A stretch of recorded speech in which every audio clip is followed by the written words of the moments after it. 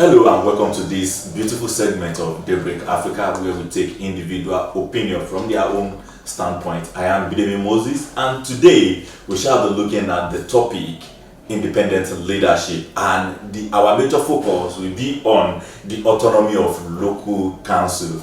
And do justice to this topic today is no other person than Olumide Obanla. It's nice having you on board today. Moses, it's nice to have you in my office. All right, thank you so much. Yeah, Without wasting any more time, Yeah. there is this thing baffling around now, and a whole lot of people have been raising their concern for the 36 state governors to rise up from their states, move to FCT, protest in the presence of the president, saying they don't want local government to have autonomy anymore. But even though the Federal High Court in Abuja has ruled against this, but seeing the 36 state governors moving down to Abuja to go against local government autonomy, don't you see this as a way of crippling what you are enjoying in our local level?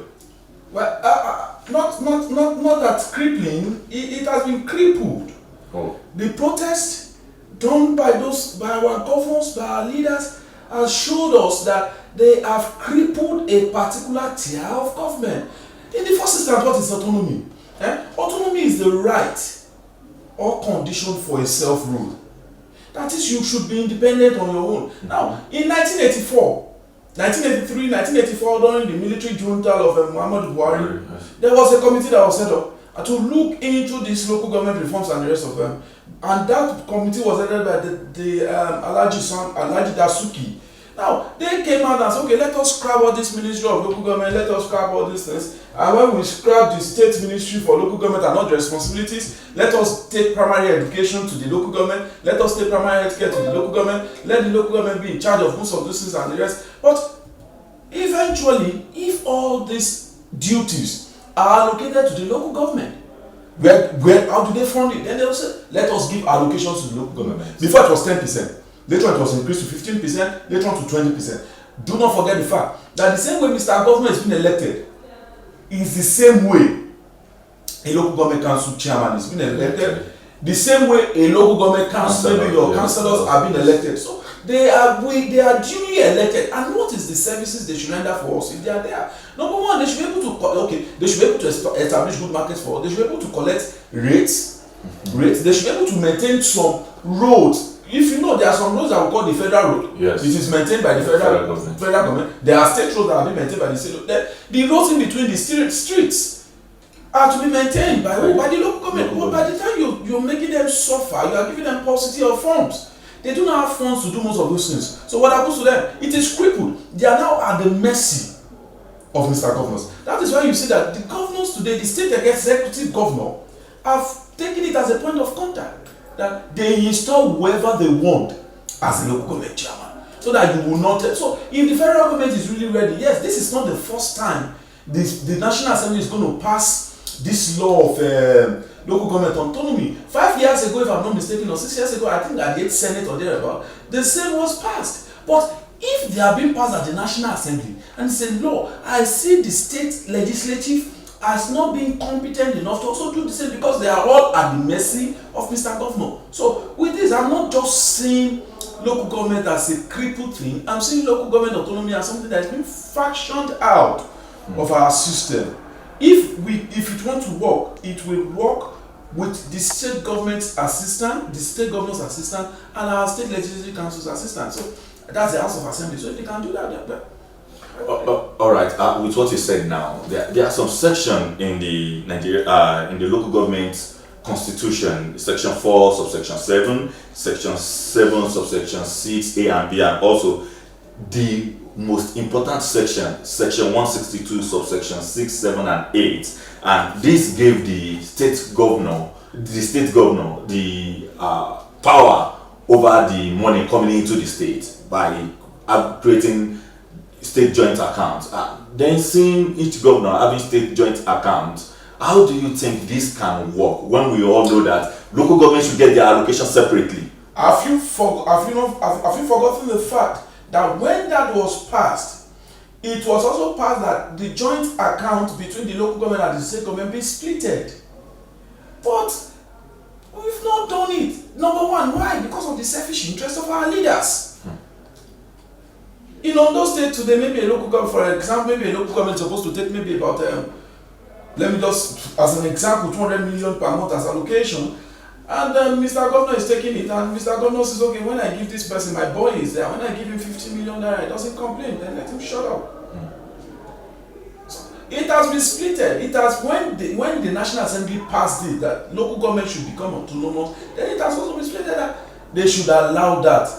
But if several state governments have not allowed that joint account be splitted, not forget the fact that we are running this system in Nigeria today, like, so far we are in the same political party, we can do whatever. That is the way we do it. If APC is in power, APC governors, they will also go there and they have to support. So if the president is at the mercy of the governors, if eventually he wants to return for a second term, and Mr. Governor is also at the mercy of some people. So definitely they are piling on a lot of issues for us. Not forgetting the fact that local government council is responsible for community development. For example, today, let us see what is the community development that local government council can do. An average community in Nigeria that's under the care of a local government does not even have potable water. It is not the responsibility of the federal government to come and give those community water. It's not the responsibility of the state government to come and give those people water. It is the responsibility of the local government. Now, if the local government are not doing that because the paucity of funds, that is why you see developments are not going round. And what is government? Government is the equal sharing and allocation of resources. But today, it is not being shared equally. So, what we need to do is, we keep talking. Those of us that can talk, we keep talking. And those that want to listen, will listen. But I do not see reasons why our state governors, our state legislatures to do something about this. All right. Still on the same section 162 subsection 6. I see this as a way of isolating the local government. Now, since the local government have been isolated, virtually all the local government are not enjoying social amenities, good water, good road, and the rate of insecurity in everywhere is so alarming. What do you think can be done by all this local government authority to at least hijack themselves away from the government? How do you hijack yourself when I ask you to go and sit down there to represent me? That's a question. I want to hijack myself, but you are the one that told me, I will go and sit down there. You are the next local government council chairman. I come to your office as my godfather, as my governor, and I prostrate to you and I say, sir, you tell me, okay, you are blessed, you are going to become the next local government chairman. So how do I liberate myself from you? How do I? It is until when we are ready to do what democracy is all about. What is democracy? Give the people the free will of mind. Now, when all of us have voted for this issue of when we have voted for our governors and the rest of them, when they want to conduct the local government, they will now tell us that the local government election is being conducted by the state electoral committee rather. And when they sit down, the federal government is not involved. The INEC is not involved. If it's just your state, like on those that when they have OCL. Now they will now go back again to have local government by local government. OCL is for say Independent Electoral Commission, which is for say local government, and like that. So eventually, when they are there, you appoint me as the OCL chairman today, and you are telling me, but this is the person that should win the election for local government council. Will I say no?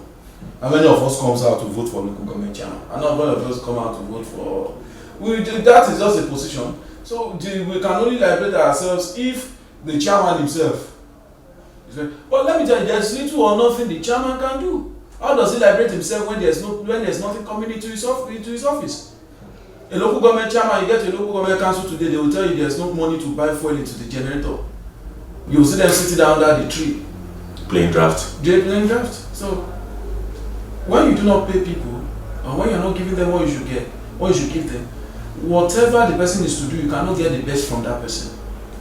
You get what I'm saying now? So, you see, my brother, let the truth be told and let a spade be called a spade. In as much as our council bosses are still at the mercy of their guard at the top, we will continue to wallow. And when you're talking about security,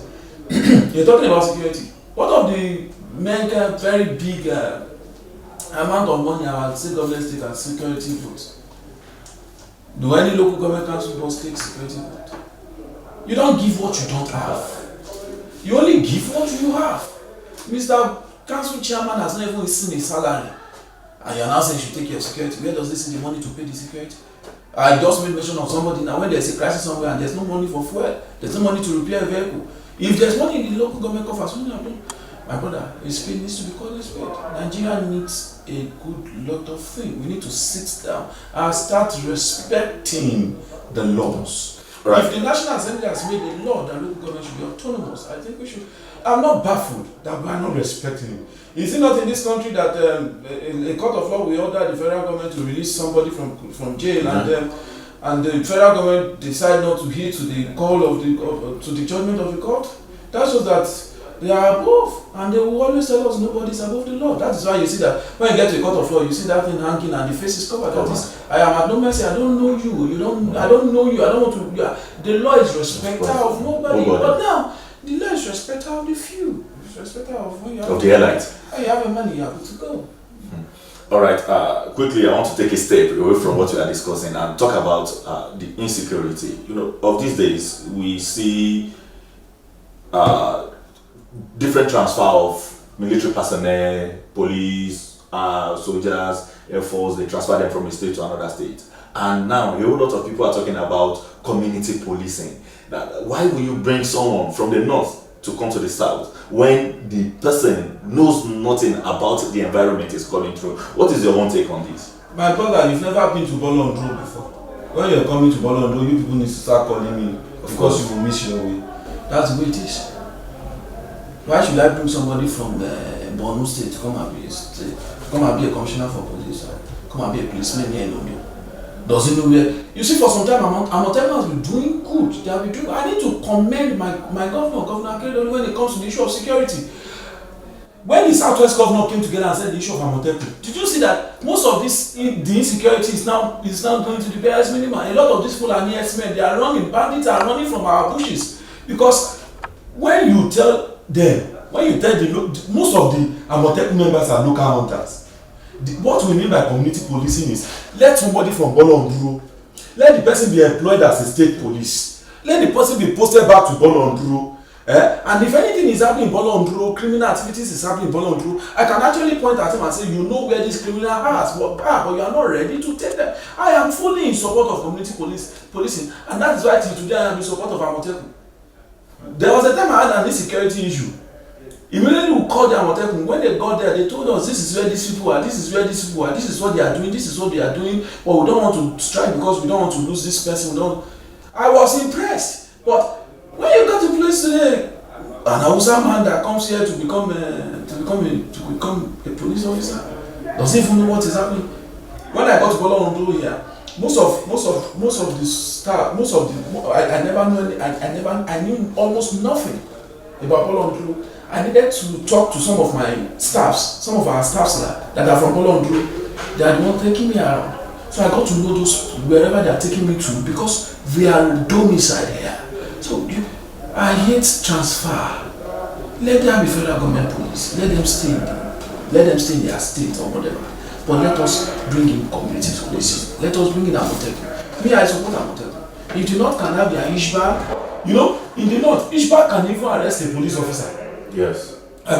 Ishba they are giving those powers. But when we're trying to do the issue of Amotekun here, do you know the problem? We witness a lot of problems in the Southwest. Even when Ishba has been approved for them in the North, they refuse to do that for us here. Because they knew one of the problems that we can use to curb insecurity is community policing. So I am in total support of community policing. All right, thank you so much, sir. Now going back to local government autonomy, we talk about SEC being in charge of local government election, not INEC to be precise. But what if our people are sensitized?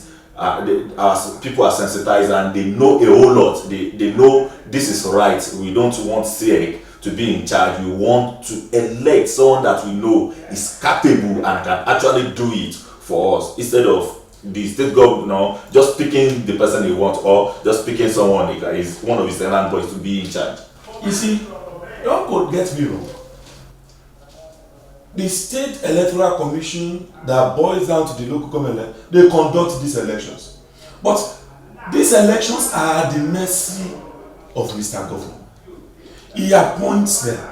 It's at the mercy. And it is he who he wants. It is during that election you see that they will bring out a lot of funds. It's not like when you are doing the House of Assembly election. All this governor brings out a lot of funds to make sure that whoever comes to that position are those that will support their interests. So, in as much as we want to do so many things, you see, sanitization of people, I am tired of doing it, which they call voters education. We are tired of what? That is why I respect Osun people. Osun people went there, we said no vote buying. Osun people went there, collected money and voted for their choice. That is it. Now, a lesson has been learned in Osun that don't give money. Say no to God for that reason. So if we stop buying votes, which I also pray that the same thing that we have adopted in INEC, where we use our beavers machine, which has reduced rigging of votes to the BRI, I pray we can use it in our local government elections. And we will have a language. All right, we have very limited time to go now, and I think I should ask you few questions before we go. And the first one is, how do we reform our local government? How do we reform our local government? The reformation has started 5 years ago. Started maybe in the 8th National Assembly level. And that's not it. The only thing we need to do is let the National Assembly, since it has been passed to law, yes, let it also be in the law that any state government that does not do it, this is the punishment. We have 3 tiers of government. Yes. The executive, the legislative, and the judiciary. The judiciary is there to checkmate both the legislative and executive excesses. The executive is there to checkmate both the judiciary. So I think it is time for the judiciary and the legislative to come into play here. Let them checkmate the excesses of our executives, and that is where the state House of Assembly comes in. Let the state House of Assembly go back to the drawing board. Let them give room for local government autonomy. It will not shock you that even what we call independence of judiciary is not existing. It's only existing on black and white. Most of these things are existing on black and white. We are not putting them into practical. We are not putting them into action. Independence of judiciary says nobody can influence the judgment of the judiciary. But now, don't we induce judgment? What we need to do, let us go back to the drawing board. Let us go call a spade a spade. Let the long arm of the law deal with those that go against the law. Local government autonomy is a law. Any state that goes against it, let them be punished. But I think the federal government can also do something. If it is the federal government that pays allocation of those people, the federal government should request that if you people don't give us the account we need for local government, we will not give you people allocation. You see a lot of these governors will run around and give them the account. All right, thank you so much, sir. And conclusively, would local government autonomy ensure better governance in Nigeria? Definitely. If local government autonomy, one of the reasons why we said there should be local government is for community what? Community development. What is local government? If you are looking at Ose local government, a man from Ose becomes the chairman of Ose local government. He knows what my people need. Yes. It will bring room for what? It will bring room for community development. So to me, I am very sure that if local government gets that autonomy, if local government gets the autonomy, my brother, don't let me deceive you. Local government gets the autonomy, there will be a lot of community development. Because one of their responsibilities is to maintain law and order. Yes. One of their responsibilities is to construct and maintain street roads, which if there's local government autonomy and they give them money, they'll be able to perform these functions effectively. There will be water, except for if the local government council buses do not become Citizens. Let's just thank you there. All right, thank you so much. I must confess, you really did a very good job and justice to all these questions I've been asking you. Thank you very much. And it's a pleasure having you, Olumide Obanla, on this morning. All pleasures. All right, to our viewers at home, you've had it all from Olumide Obanla, and we've seen the importance of having giving autonomy to our local government. Until I come to your screen some other time, I am BDB Moses, and I'm saying, please stay safe and don't forget to be a good citizen. Bye.